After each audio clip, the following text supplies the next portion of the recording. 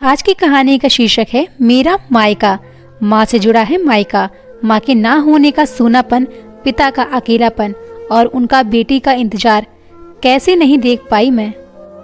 बच्चों की गर्मियों की छुट्टियां लगे अभी 2 दिन ही हुए थे। सुबह सुबह पापा का कॉल आ गया।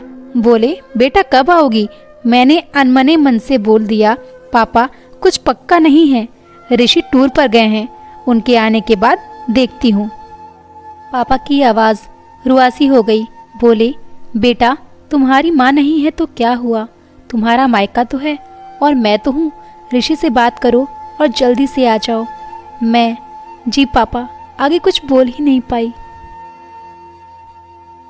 जब तक माँ थी उनसे रोज फोन पर ढेरों बातें करती थी। साल में एक बार गर्मी की छुट्टियों में मैं पूरे 10 दिन के लिए मायके जाती थी। वो सुख किसी जन्नत से कम नहीं होता था।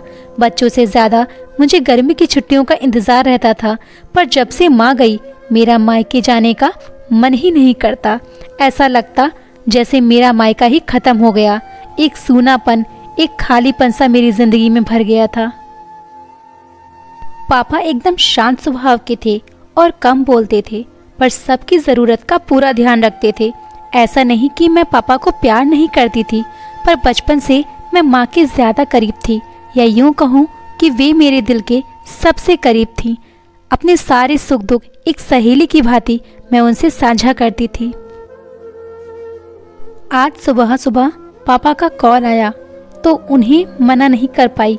पापा का दिल रखने के लिए ऋषि से बोलकर अगले ही हफ्ते के टिकट करवा लिए और पहुंच गई मायके। जैसे ही दरवाजे पर पहुंची माँ की याद आ गई। ऐसा लगा जैसे वो अभी बाहर निकलकर मुझे गले लगा लेंगी। सोच के आंखें भर आईं, किंतु आज माँ की जगह पापा बाहें फैलाए मेरा इंतजार कर रहे थे। सालों बाद पापा को गले लगा के खूब रोई। पापा ने अपने आंसू छुपाते हुए प्यार से मेरे सिर पर हाथ फेरा तो दिल थोड़ा हल्का हो गया। बहुत दिन बाद पापा को देखा, कमजोर लग रहे थे। वैसे तो भाई भाभी और पापा सभी मेरा बहुत ध्यान रखते थे।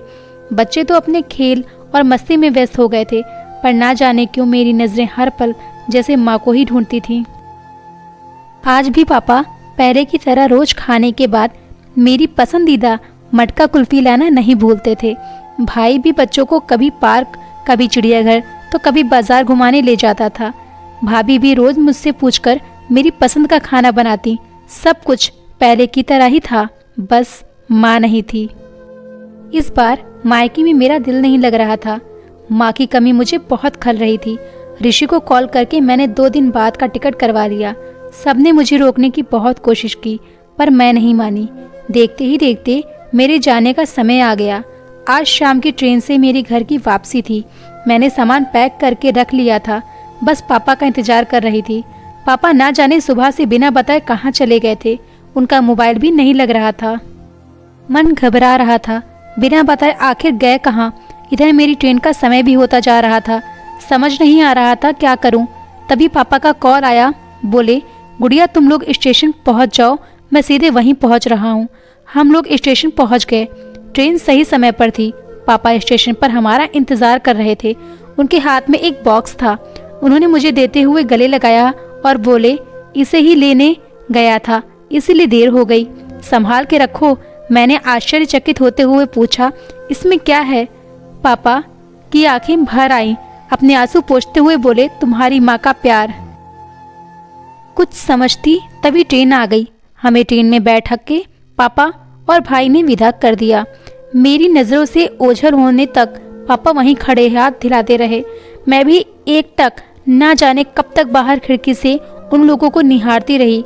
तभी बेटे ने आवाज दी और मेरे हाथों में एक चिट्ठी थमाते हुए कहा मम्मी नाना जी ने ये आपके लिए दिया है। मैंने तुरंत चिट्ठी खोली। मेरी प्यारी गुड़िया रानी, सदा खुश रहो। जब तक तुम्हारी माँ थी तुम्हारी हर छोटी बड़ी बात का ख्याल वही रखती थी। मैं जानता हूँ कि मैं तुम्हारी माँ की जगह तो नहीं ले सकता, पर उनकी कमी पूरी करने की कोशिश तो कर ही सकता हूँ। आज तुम्हारी माँ होती तो हमेशा की तरह अपने हाथों से तुम्हारे लिए बड़ी पापड़ अचार बना के साथ भेजती। माँ के हाथ का तो नहीं, पर उसके स्वाद जैसा सब सामान एक दुकानदार से बनवाने की कोशिश की है। उम्मीद है तुम्हें पसंद आएगा।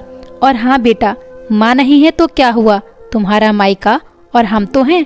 पहले की ही तरह तुम्हारा इंतज़ार रहेगा। ढेर सारे प्यार और आशीर्वाद के साथ, तुम्हारे पापा। पत्र पढ़ते पढ़ते मेरी आंखों से अश्रुधारा बहने लगी। सहसा मेरे मुंह से निकला, आई लव यू पापा। बात छोटी सी थी, पर उसमें अथाह प्यार समाहित था। ये सिर्फ मैं ही महसूस कर रही थी। मायके से घर आए 1 महीना बीत गया था।